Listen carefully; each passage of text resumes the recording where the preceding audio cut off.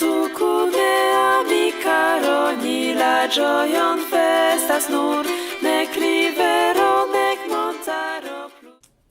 parti politique que je représente aujourd'hui, Europe Démocratie Espéranto, a été créé en 2004, dans la perspective des élections européennes, afin de porter deux questions à la connaissance du public. La première, c'est le manque de démocratie au sein des institutions européennes.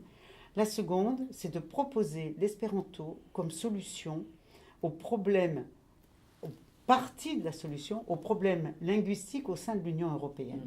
C'est clair qu'il y a énormément de problèmes. La quantité de gens qui votent dans les élections pour le Parlement européen a baissé pour chaque fois dans tous les pays membres. Oui. Le fait que Brexit a lieu actuellement est également un exemple que la population en Grande-Bretagne n'a jamais eu une identité européenne. Le choix des commissaires est quelque chose que les chefs d'État décident en privé. Il n'y a rien de démocratique de la fait. Donc il y a énormément de problèmes.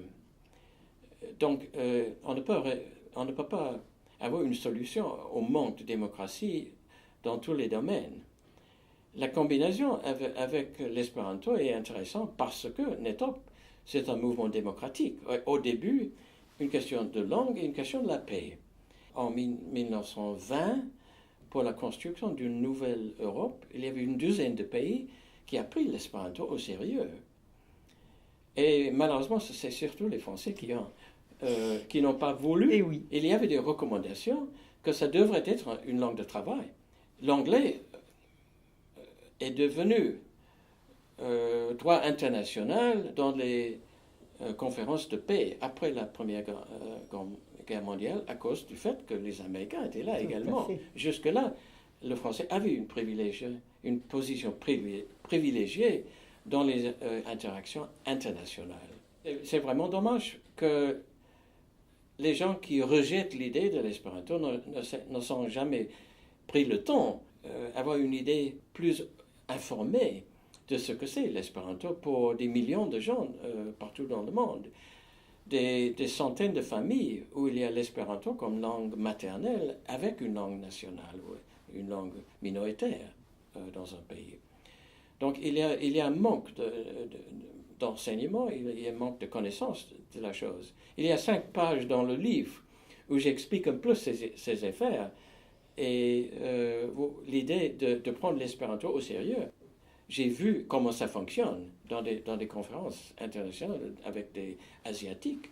Et on sait également que, par exemple, les gens de Corée, Chine, Japon ont beaucoup de difficultés à apprendre l'anglais. Oui. Et l'espéranto est plus facile à cause du fait que c'est une langue logique et qu'il y a très peu de règles grammaticales qui sont faciles. Et l'interaction entre le mot parlé et le mot écrit est aussi petit et simple que ça peut être.